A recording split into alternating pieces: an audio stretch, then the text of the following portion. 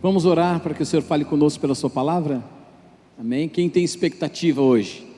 Amém? Quem viu nosso anúncio lá nas redes sociais? Ok.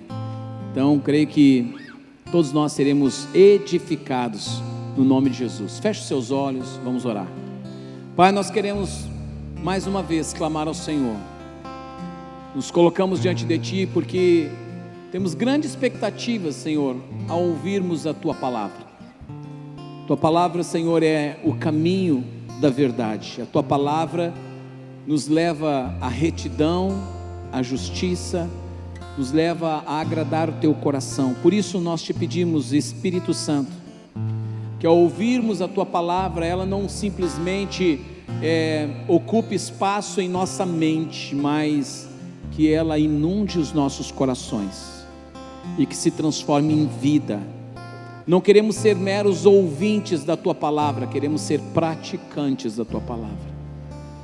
Ajuda-nos nessa hora, Senhor. Ensina-nos o Teu querer. É o nosso clamor a Deus, no nome de Jesus. Amém. Amém? Graças a Deus. Conforme eu já anunciei ou pré-anunciei, o título da mensagem de hoje é Lições de Hanukkah. Lições de Hanukkah. Para eu ter uma febre aqui, uma noção, tirar uma febre, quem sabe o que é a tal festa ou celebração de Hanukkah? Quem sabe o que é? Levante a mão. Ok, vários sabem. Quem não sabe, não tem uma noção muito clara do que é essa festa de Hanukkah, pode levantar a mão. Ok, um bom número também não tem conhecimento do que se trata. Nós vamos entender. Primeira coisa que eu quero dizer é que esta celebração, esta festa, ela não é uma festa atrelada a uma ordenança divina, ok? Nós temos as outras festas, por exemplo, Páscoa, Pentecostes, Tabernáculos. Estas celebrações, elas se tornaram um mandamento de Deus para que o povo celebre, certo? Então, o povo de Deus deve celebrar essas outras festas. A festa de Hanukkah, assim como a festa de Purim, não fazem parte destas que se constituem uma ordenança de Deus. No entanto, elas retratam episódios de extrema importância, de extrema relevância na história de Israel, e criou-se então uma tradição da celebração dessas festas, e isso tem um porquê, uma finalidade que ao longo da ministração eu vou estar compartilhando com vocês, tá bom? Eu convido você a abrir a sua Bíblia em João capítulo 10, Evangelho de João capítulo 10, versículo 22. Um pequeno versículo que fala assim, João 10, 22. Era inverno e Jesus estava em Jerusalém na celebração da festa da dedicação. Eu vou ler novamente. Era inverno. Quando que é o inverno em Israel? Dezembro, janeiro e fevereiro. Ok? Este é o inverno em Israel. E o texto está dizendo, era inverno, Jesus estava em Jerusalém na celebração da festa da dedicação. Esse nome, festa da dedicação, é a tradução para o nosso português de Hanukkah. Se você for ler o texto no original, no hebraico, vai estar lá, Jesus estava na festa de Hanukkah, que é a mesma festa da dedicação, que também é chamado festa das luzes, certo? Também é chamado festa das luzes, e no final nós vamos entender por que também tem este nome, festa da dedicação ou festa das luzes. Eu preciso contextualizar primeiro essa história para que vocês entendam o que se passou. Primeiro, essa história não tem nenhum registro dela no Antigo Testamento. Nenhum registro dessa história no Antigo Testamento. E no Novo Testamento nós vamos encontrar apenas esse registro de Jesus em Jerusalém participando dessa festa. Por quê?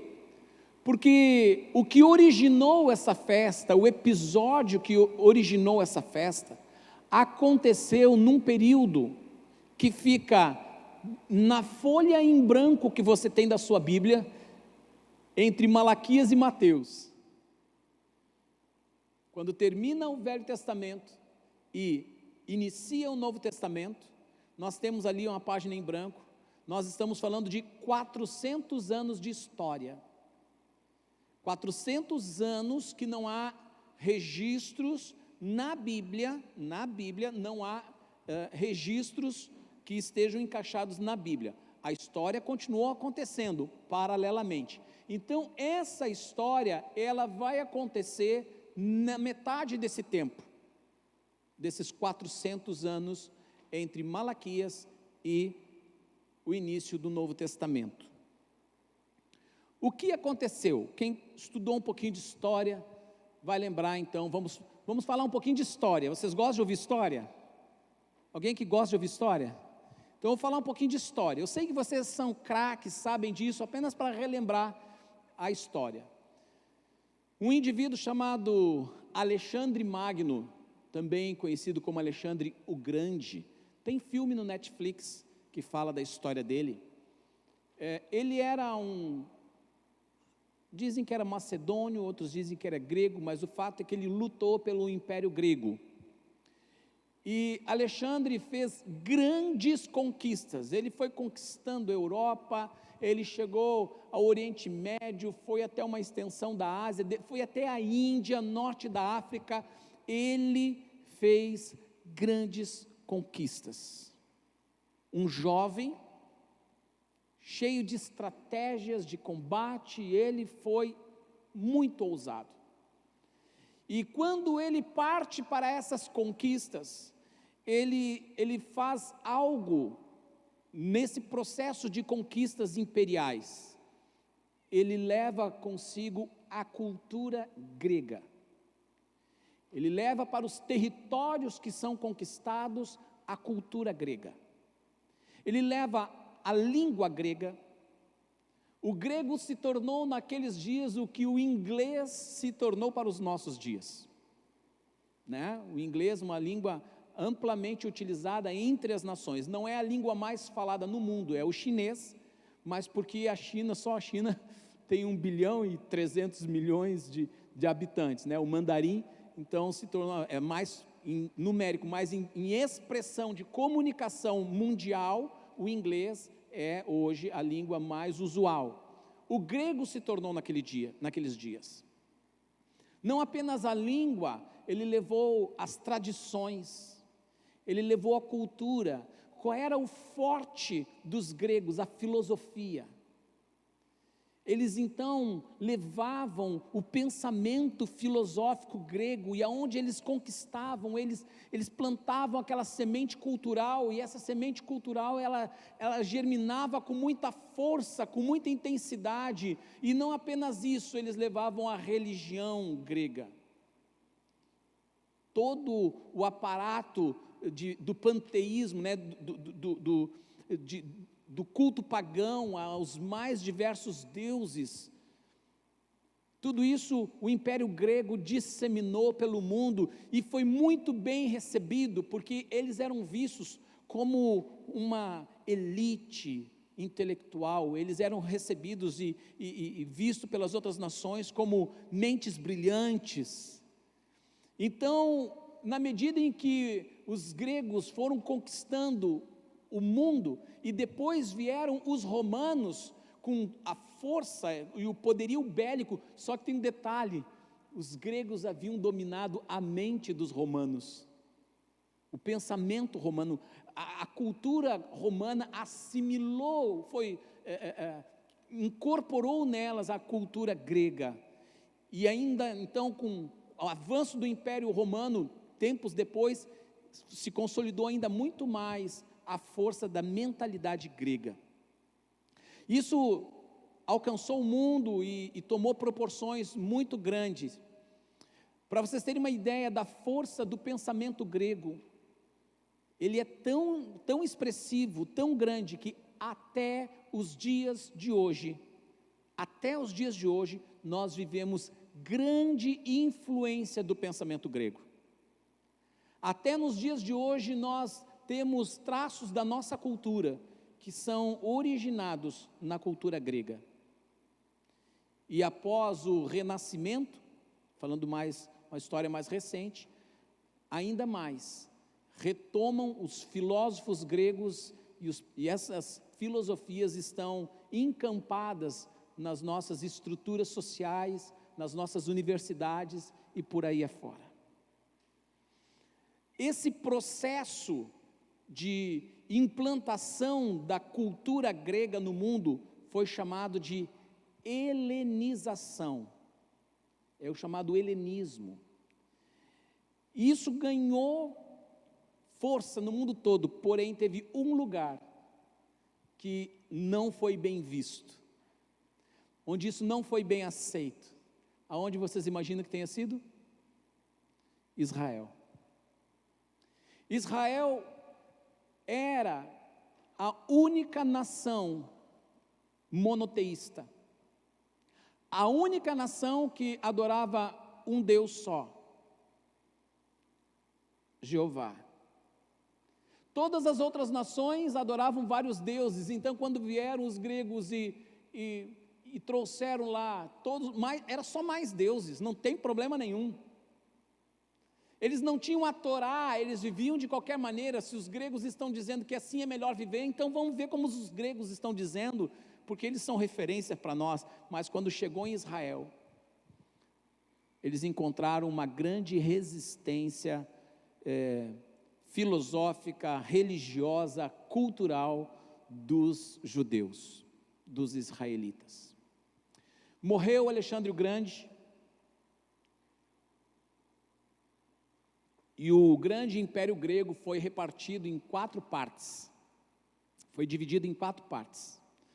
4 grandes generais, que eram os generais de Alexandre, eles dividiram os territórios entre os 4, e a porção que coube o Oriente Médio, a porção que coube a hegemonia sobre o território de Israel, a base dele ficou na Síria. E um indivíduo chamado Etíoco Epifânio, este camarada foi o grande comandante daquele território. Só que tem uma coisa, esse camarada, ele, quando percebeu a resistência dos judeus, ele quis impor por lei todas as práticas culturais dos gregos. E não apenas impor por lei, ele também proibiu uma série de práticas judaicas. Ele proibiu, eu vou citar algumas aqui para vocês terem noção. Ele proibiu os judeus de praticarem a circuncisão dos seus filhos. A circuncisão é para o judeu o símbolo da aliança deles com Deus. As crianças, os meninos, no 8º dia de vida, eles passam por essa pequena cirurgia, né, que é a circuncisão, que é um corte que é feito no prepúcio do menino, removendo a pelezinha, né, que prende ao prepúcio. E este corte, circuncisão, porque é um corte em circular, né? Faz esse corte no entorno, solta a pelezinha do prepúcio, e esse era o sinal da aliança do povo com Deus.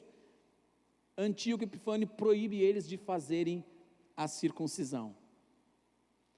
Isso era proibir a formação da descendência, da identidade nacional em Deus. Você sabe que um paralelo, se a circuncisão era o símbolo da aliança do povo na antiga aliança, na nova aliança o símbolo é o batismo. Batismo é o símbolo da nova aliança, que nos põe em aliança com Deus.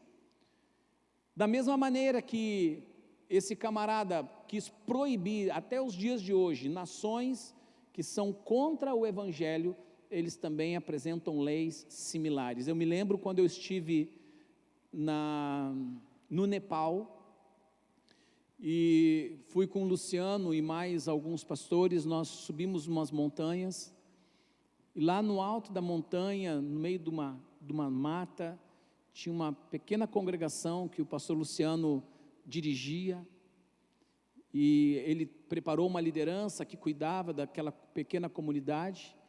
Eu tive o privilégio e a alegria de batizar algumas pessoas naquele dia. Batizamos aquelas pessoas no meio do mato, num córregozinho, um pequeno riacho, uma água fria, e tivemos que fazer aquilo escondido, porque uma semana antes de nós chegarmos lá, 13 missionários haviam sido presos, porque foram pegos batizando alguns nepaleses. 13 presos, porque estavam batizando. Vocês notam que as ações não são muito diferentes, da antiguidade para agora, querendo frear e impedir a obra de Deus, mas ninguém detém. Amém? Ninguém detém. A obra é santa, ninguém detém. Além da circuncisão proibida, Antíoco proibiu a observação do Shabat. E nós sabemos o quão relevante e importante é o exercício, a prática do Shabat para os judeus. Ele também proibiu a alimentação kosher, que é aquela alimentação que os judeus praticantes observam, onde eles se abstêm de determinados alimentos que não são tratados como puros, eles são tratados como alimentos impuros, e por isso eles se abstêm daqueles alimentos. E Antíoco Epifânio proibiu a refeição kosher. Ele proibiu o casamento judaico. Podia casar no formato grego, mas não no casamento no formato judaico. Ele também ordenou que sacrifício no templo poderia ser feito só com porcos. E nós sabemos que o porco é tido como o símbolo dos animais impuros. É o símbolo máximo dos animais impuros. Jamais um porco poderia ser sacrificado a Deus. Mas Antíoco Epifânio, na sua ideia de neutralizar a cultura religiosa de Israel, ele faz essa ordenação, e por lei ele então quer impor essa prática. E ele não para por aí, ele promove o máximo da profanação do templo. O que ele faz? Ele tira todos os utensílios sagrados, deixa apenas o altar, e sacrifica um porco no altar, dedica o templo lá de Jerusalém a Zeus, traz para dentro do templo as prostitutas cultuais, e ele faz esse sacrifício no Santo dos Santos. Você pode imaginar isso? Diante de Deus em primeiro lugar, mas você pode imaginar isso para os judeus que estavam vivendo aqueles dias? Que afronta, que tortura, que dias terríveis, que sofrimento.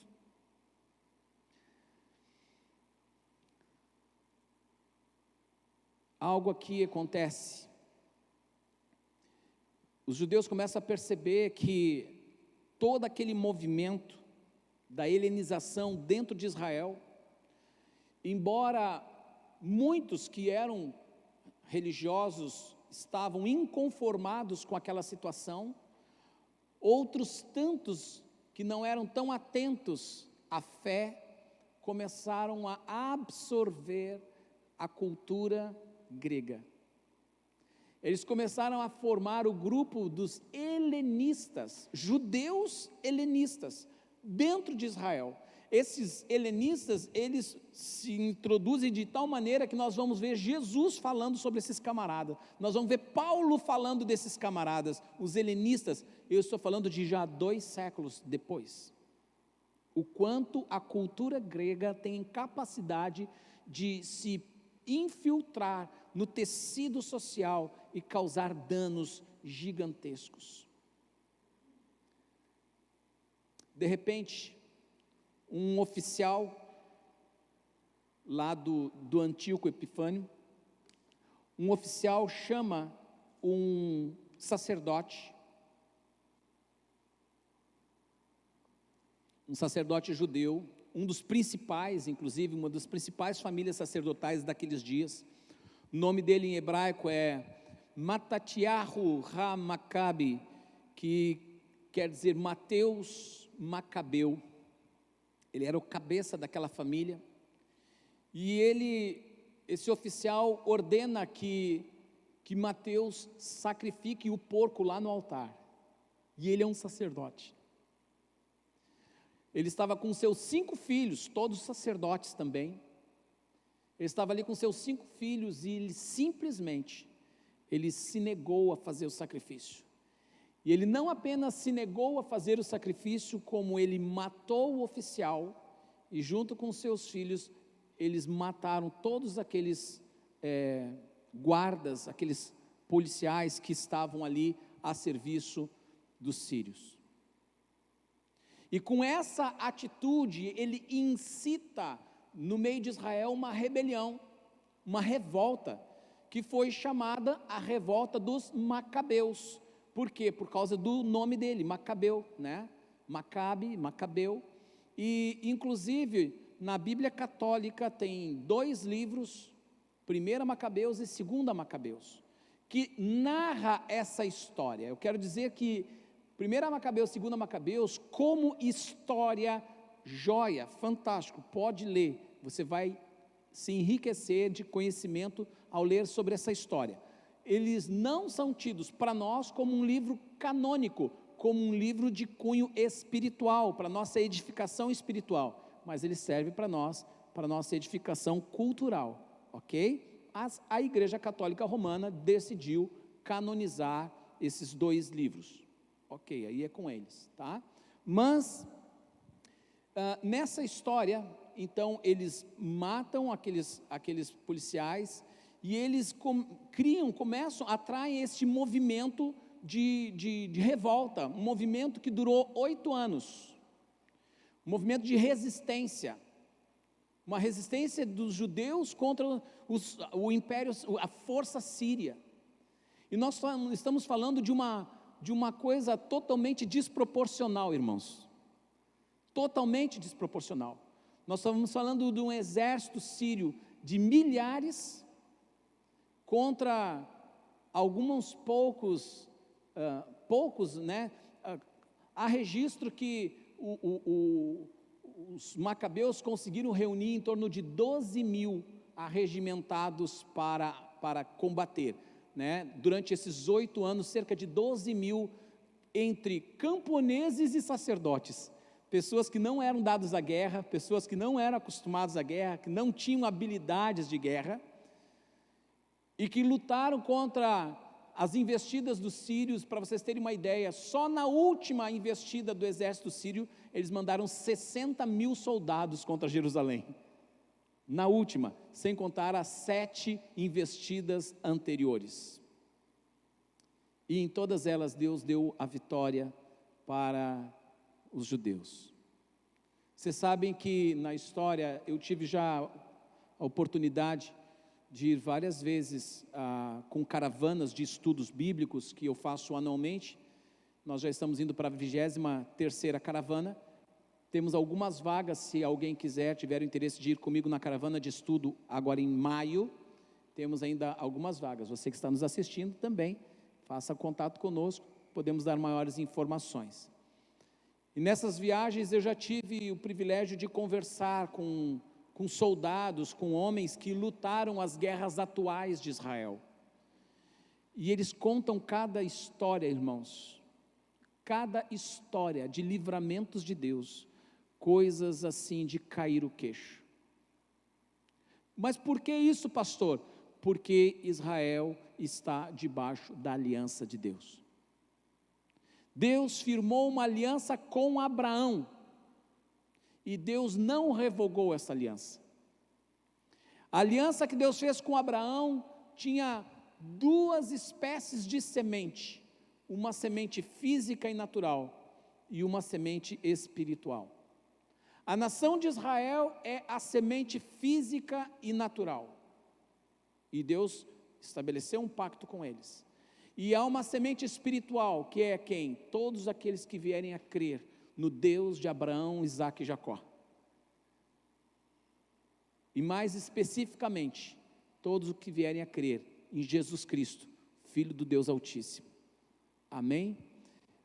Isso não significa, preste bem atenção, que os judeus são salvos pelo simples fato de serem descendentes de Abraão. Não. Qualquer ser humano, judeu ou não judeu, precisa reconhecer Jesus como o Salvador, como o Messias, como o Senhor, judeu ou não judeu. Mas Deus firmou um pacto com aquela nação, e Deus tem mantido os olhos deles fechados. Para quê? Para dar tempo às nações da terra conhecerem o Evangelho, para que os gentios possam conhecer o Evangelho. Deus tem fechado os olhos, porque a promessa que Deus fez a eles, que quando eles como nação tiverem os olhos abertos e eles reconhecerem Jesus como o Senhor, como o Messias, encerra-se o tempo. O Senhor Jesus volta e o desfecho da história é dado. Por isso o Senhor tem dado tempo aos gentios, enquanto eles, como nação, têm tido seus olhos fechados. Porém, eu acho uma boa notícia: os olhos de muitos deles já têm sido abertos. Muitos deles. Eu conheço vários judeus que estão reconhecendo Jesus como o Messias, o enviado de Deus. Inclusive, nós conhecemos, temos amizade com alguns rabinos e irmãos que moram lá e que são judeus e que confessam Jesus como Salvador, como Senhor. É lindo, é maravilhoso. Amém? Então, meus irmãos, voltando aqui à história, esse combate durou 8 anos, e no ano 165 antes de Cristo, eles tiveram a vitória derradeira. Conseguiram expulsar os sírios de Jerusalém, tomaram Jerusalém. Eu te pergunto, isso foi milagre? Foi um grande milagre. Eu estava falando antes sobre soldados que contam histórias modernas das últimas guerras. Eu vou contar apenas uma para você ter como ilustração. 2 soldados, agora na retomada de Israel, né, no Estado Novo de Israel, 2 soldadinhos, armados de uma pistola cada um, estavam responsáveis para fazer a guarda ali na região próxima ao Rio Jordão, uma área ampla ali na chamada Cisjordânia, e de repente vem uma tropa, eu não sei o nome, se é tropa, se é pelotão, como é que é, tá? Eu não sou militar, então não sou muito familiarizado com os termos militares, mas um grupamento de jordanianos, que era o exército inimigo, chegam diante deles, apenas aqueles 2 soldadinhos. Naturalmente aqueles jovens congelaram, né? Esses caras vão acabar conosco, somos só 2, olha quanto eles são. De repente, os soldados jordanianos se jogam ao chão, largam as armas no chão e ficam na posição de rendição. Os 2, agora cheios de moral, chamam reforço, né? E chega então o exército israelense, o exército ainda em início de formação, e rendem os caras e aprisionam os caras, e perguntaram, isso está registrado, irmãos, isso é história, perguntaram ao comandante deles, por que eles se renderam? A resposta do cara foi, era impossível enfrentarmos aquele exército que estava à nossa frente. que será que eles viram? O que será que eles viram? E eu poderia passar contando histórias tremendas de registros desses livramentos, dessa intervenção divina do Senhor em relação à nação de Israel.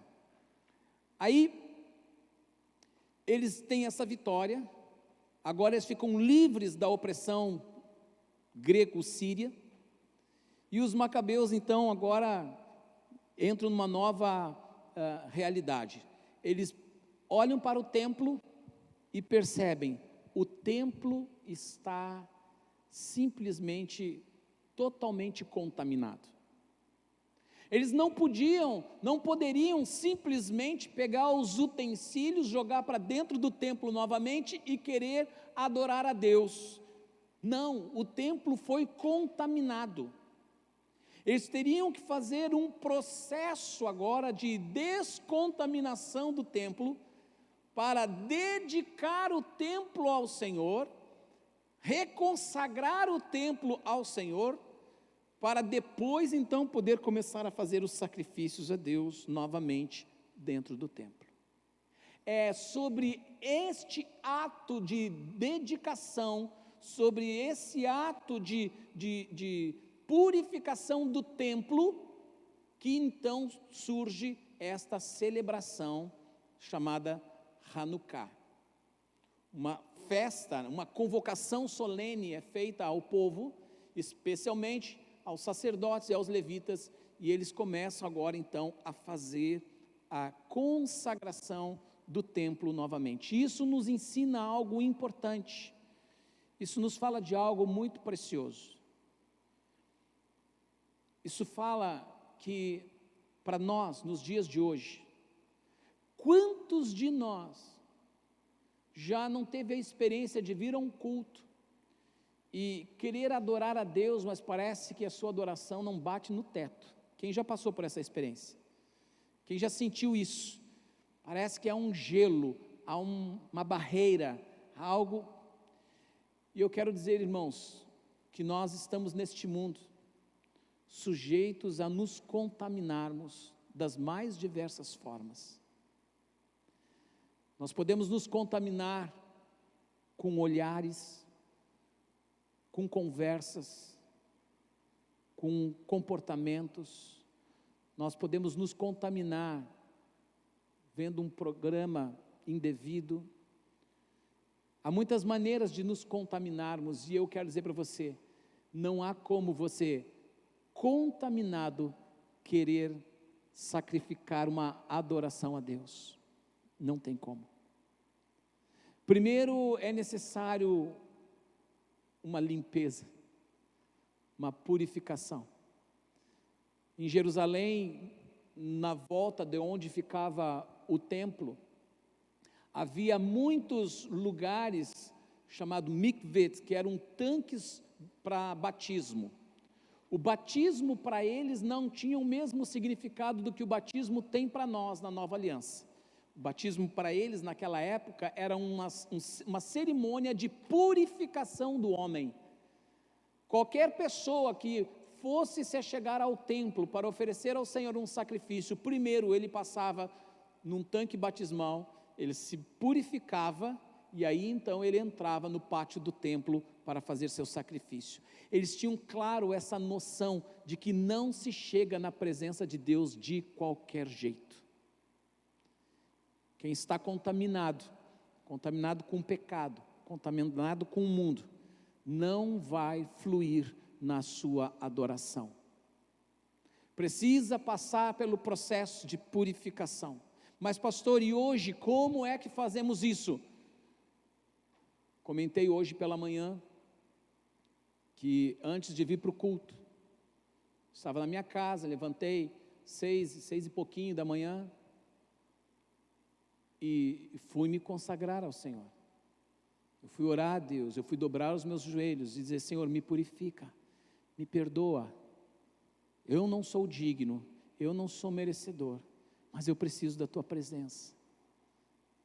E aí quando cheguei aqui, já no começo, na abertura do culto, já sentindo a presença de Deus, e já o Espírito Santo fluindo, e o louvor flui, a adoração flui, e a gente percebe que a oração está sendo ouvida e acolhida, e tudo flui, porque a gente precisa se atentar para a maneira como nos achegamos a Deus.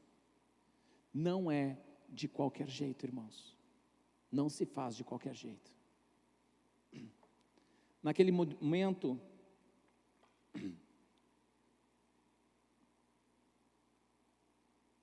nesse processo da rededicação do templo, uma das partes iniciais era acender novamente a menorá. A menorá ficava dentro do templo. Para quem não sabe, menorá, aqui tem uma ilustração do que é uma menorá. É um candelabro com 7 hastes, 7 lâmpadas, e esse candelabro, essa menorá ficava dentro do templo, e era mandamento de Deus que os sacerdotes deveriam manter acesa a menorá 24 horas por dia, não podia apagar nunca. Aquela chama era chamada de chama eterna. Na palavra de Deus o próprio Senhor Jesus vai fazer um paralelo entre esta chama, esta luz com as nossas vidas. Ele diz: vós sois a luz do mundo. Ele está falando dessa lâmpada que não pode se apagar.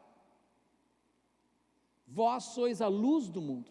Só que para a lâmpada não se apagar, eles não tinham uma energia como nós temos hoje. Tu aperta o botão, deixa ligado, vai embora até, né? E o reloginho vai girando lá, né? Sem problema. Não. As lâmpadas eram acesas com óleo, e elas se mantinham acesas com óleo. Os sacerdotes tinham então que estar revisando, cada sacerdote no seu turno, reabastecendo aquele óleo. No entanto, a menorá estava apagada, havia sido apagado pelos sírios. Agora eles vão reacender, e eles reacendem essa chama, e é uma festa, é uma celebração. Mas aí acontece uma coisa: eles tinham óleo para manter a chama acesa por um dia, apenas por um dia. Eles não tinham mais óleo, e para a fabricação de um novo óleo, um novo lote de óleo, o tempo da fabricação era de 1 semana, 7 dias, fabricando o óleo. Não podia ser qualquer óleo, não podia ser outro óleo, porque aquela formulação, aquele método de processo daquele óleo, fazia com que na queima daquele óleo não liberava nem fumaça e nem cheiro, porque dentro do templo a única fumaça e o único aroma permitido era da queima do incenso, que era também uma formulação específica para aquela finalidade. E agora, o que fazer? A história nos diz que eles acenderam a lâmpada e foram fabricar o óleo.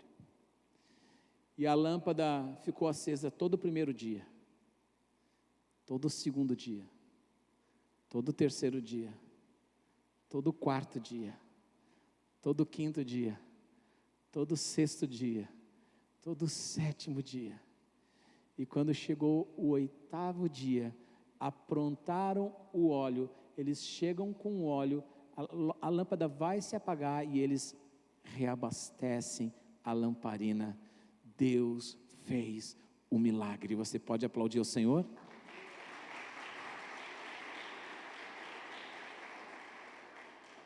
Algo impossível aconteceu, mas o fato é que a lâmpada foi acesa.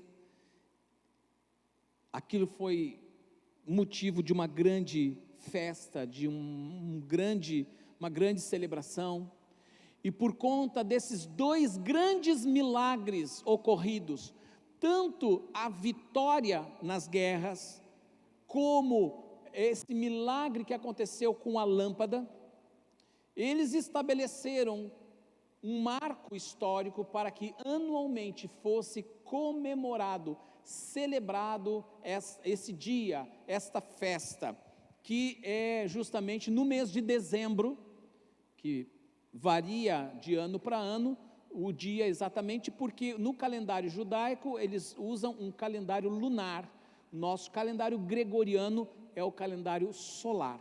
Então, a variação dos dias, às vezes o dia 25 cai num outro dia do nosso calendário, que não o dia 25 do calendário deles. Entenderam isso?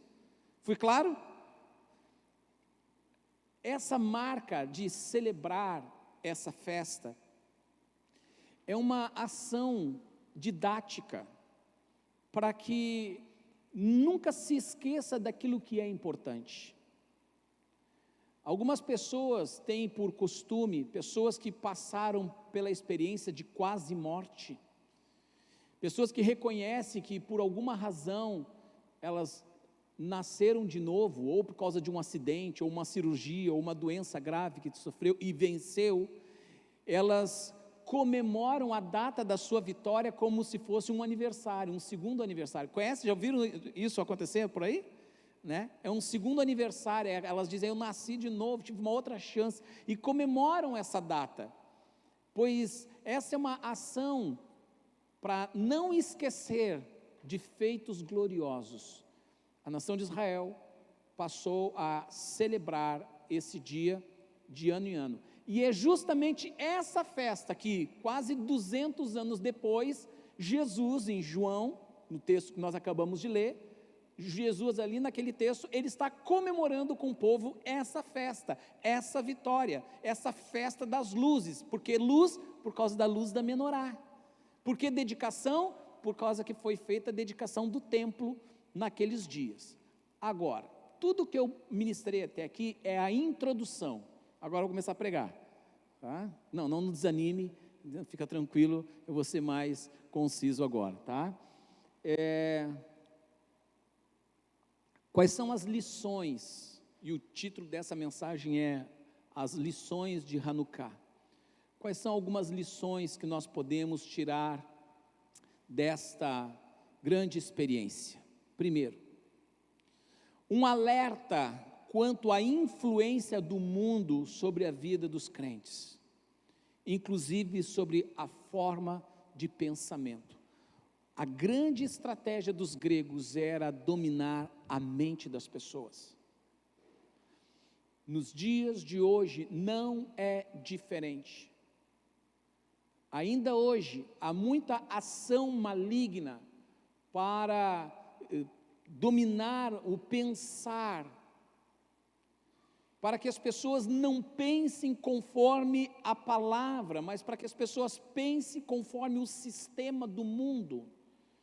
Para que os crentes comecem, assim como muitos judeus cederam, ainda hoje o nosso adversário trabalha para que os crentes hoje entrem numa frouxidão de princípios, de valores, da ética, da moral, dos preceitos de Deus, e sejam assimilados pelos pensamentos modernos ou pós-modernos, pelos pensamentos atuais, e nos colocar numa posição de extremistas, nos deixar com a ideia de radicais, de descontextualizados, de velhos, de, enfim, tantos adjetivos que são colados em nós. Para quê? Para que nós venhamos a flexibilizar princípios. Nós não podemos fazer parte disso. Romanos capítulo 12, versos 1 e 2, diz assim: portanto, irmãos, o apóstolo Paulo está falando, suplico-lhes que entreguem o seu corpo a Deus, por causa de tudo o que Ele fez por vocês, que seja um sacrifício vivo e santo, do tipo que Deus considera agradável. Essa é a verdadeira forma de adorá-lo. Não imitem o comportamento e os costumes deste mundo. mas deixem que Deus os transforme por meio de uma mudança no seu modo de pensar, a fim de que experimentem a boa, agradável e perfeita vontade de Deus para vocês. Nós precisamos estar em estado de alerta. Os macabeus e depois o povo de Israel entraram numa profunda guerra por causa disso. Eles não se dispuseram a flexibilizar a palavra de Deus, as verdades de Deus, a vontade de Deus. E nos dias de hoje, irmãos, tantas coisas têm acontecido, que muitos crentes estão adotando formas de viver que não condizem com os preceitos de Deus. Em nome de um politicamente correto, em nome de uma política de boa vizinhança, não, eu não quero me indispor aqui, não, eu não vou me constranger com fulano ou com Beltrano, e aí vão cedendo e adotando práticas, costumes pagãs, imundas, imorais, que não glorificam a Deus. É a primeira lição que essa história nos traz. A segunda, a luta resistente para manter princípios bíblicos é feita com muita resiliência, com muita resistência, e custa muito sacrifício. Vocês acham que foi fácil para os macabeus e os que lutaram com eles? Vocês acham que foi fácil? A gente olha e vê, eles venceram, uau, que lindo, que poético. Irmãos, imagine 8 anos de guerra, 8 anos de sofrimento. Muitos deles morreram, nem todos sobreviveram, venceram como povo, como nação, mas muitos morreram no caminho. Mas como assim, pastor? Eu quero dizer para vocês que esse é um problema nosso também. A sociedade ocidental é dada a pensar em si. Nosso pensamento é voltado para nós, para o nosso bem-estar, para o nosso conforto. A mentalidade bíblica é pensado no coletivo. E se eu tiver que morrer para que o meu povo viva, eu morro. É uma mentalidade sacrificial. Essa mentalidade precisa ser resgatada em nós.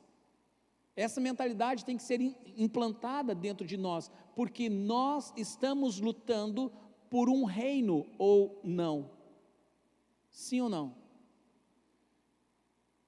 E se nós não tiver a consciência que nós estamos batalhando por esse reino, e que por vezes nós podemos correr risco de vida por causa da defesa desse reino, se nós não tivermos conscientes disso, nós podemos negar o nosso Senhor no dia da provação.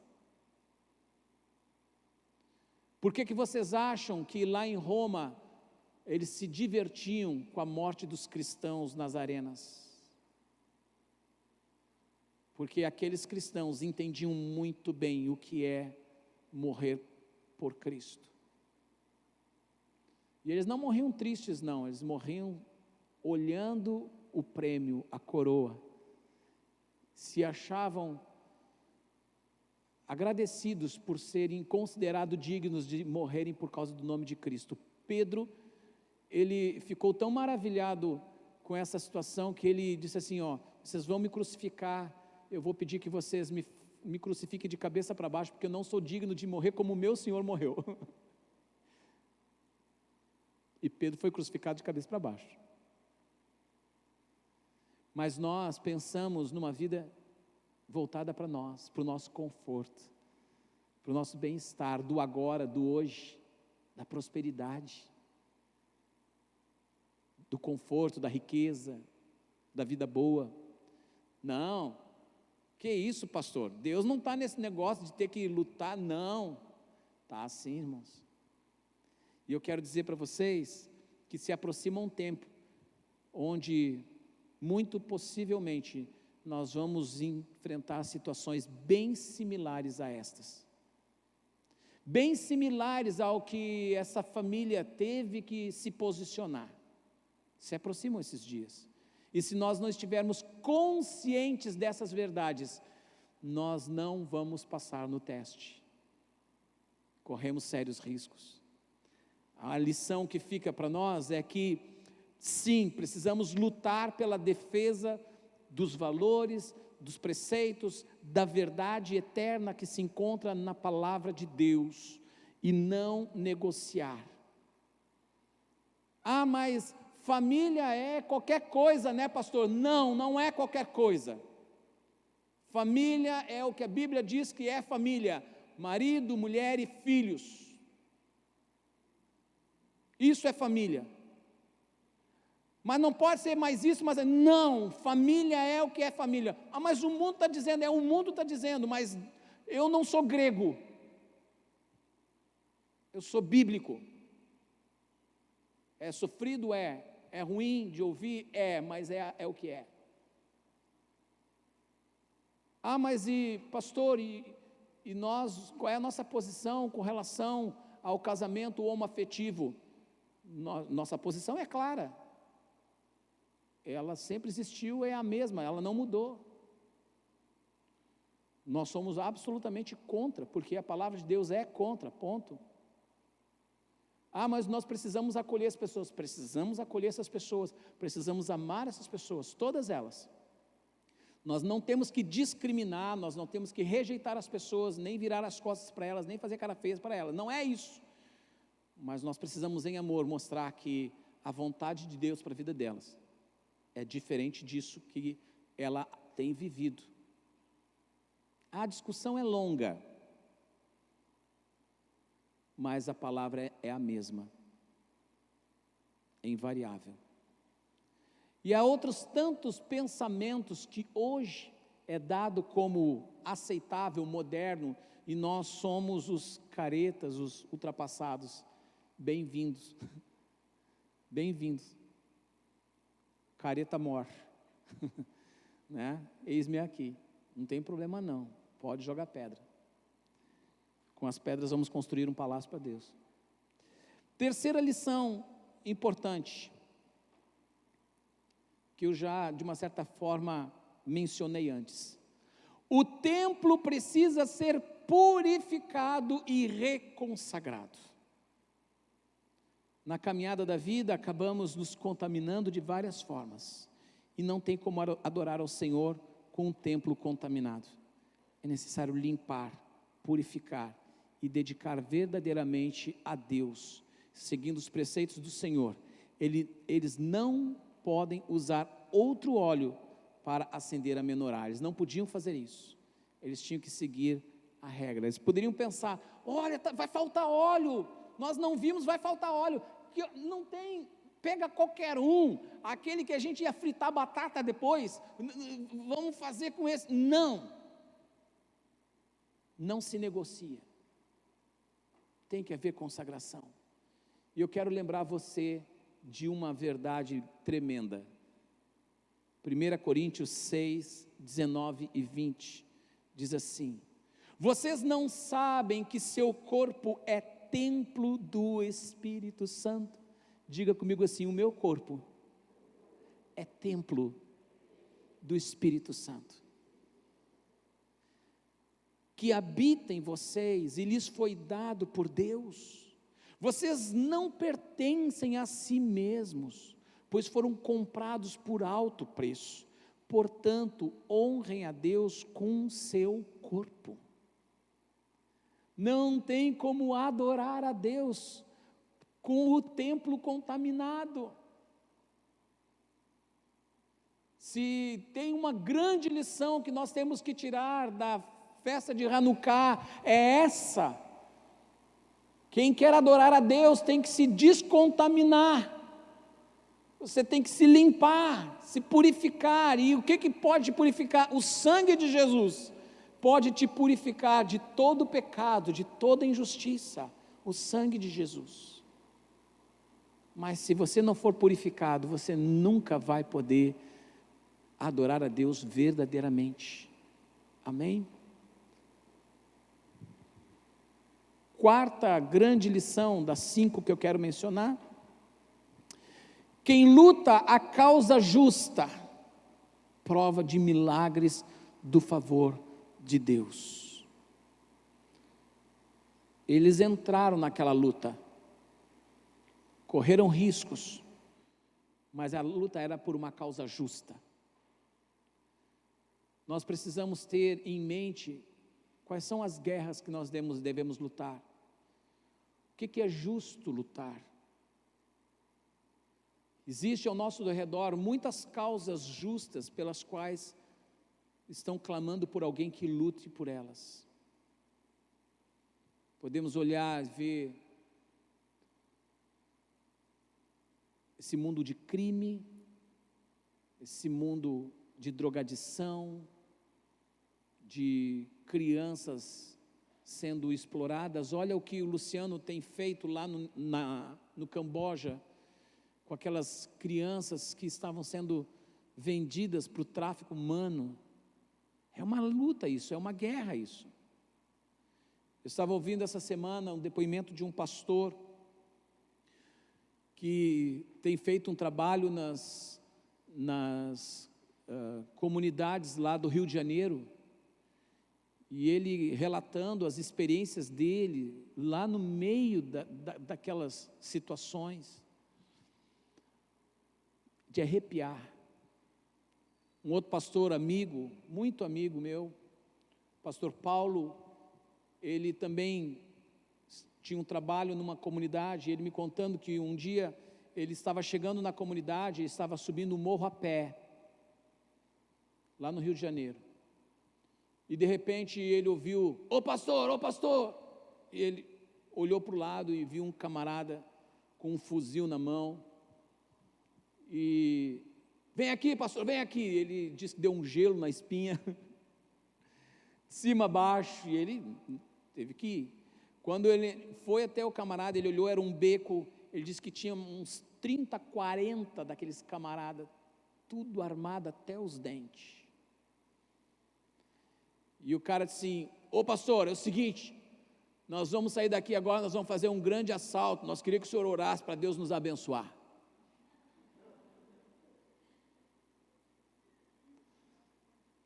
Você nota como esse mundo está louco? Você nota como as pessoas perderam a noção do certo, do errado, da verdade, da mentira, do que é justo, do que é santo, do que é profano. Nós temos que lutar as guerras de Deus, como os macabeus lutaram. E para finalizar, quem sustenta os princípios, prova milagres na vida. Eles não cederam: nós não vamos usar outro óleo, é esse que Deus ordenou, só tem para hoje, vamos fazer a nossa parte, acenda o óleo e vamos fabricar, é com Deus. E Deus fez um milagre. Não negocie princípios na sua vida, e você vai ver o milagre. Sabe quando o chefe chega para você e diz assim: mente aqui, essa situação aqui, engana, fala diferente, fala fala diferente do que é, para me cobrir, para me proteger. Não negocie princípios.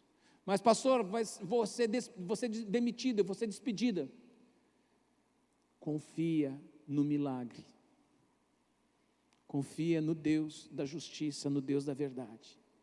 Se tu for demitido, vai ser por uma causa justa, e o Senhor é bom e vai te recompensar. Mas se você se render facilmente a qualquer coisa, a qualquer sedução, a qualquer adversidade, você flexibiliza, você não entendeu nada, vai perder tudo. Não haverá milagres na sua vida. Eu pergunto: quem quer provar milagres de Deus na sua vida? Todos nós queremos provar os milagres, mas estamos prontos a pagar o preço da dedicação, da consagração, daquilo que é reto e justo, de lutar as guerras. Celebrar Hanukkah é uma semana, são 8 dias de celebração. Existe um símbolo máximo dessa festa, onde a menorá são 7 hastes, a Hanukkah são 9 hastes. São 9, tem 2 a mais. Por quê? Uma haste, ela fica mais alta do que as outras. Às vezes ela é colocada bem no meio, às vezes ela é colocada numa ponta, ela é mais alta. Essa é a vela chamada de shamash, a vela serva. É a vela que é usada para acender as outras velas. E durante 8 dias, pega-se aquela vela shamash e acende. O primeiro dia acende uma vela, no segundo dia acende 2 velas, no terceiro dia 3, 4, assim sucessivamente, relembrando o milagre que Deus fez naquele grande dia. E isso para nós lembrarmos que Deus continua fazendo milagre hoje. Amém? Vamos nos colocar em pé.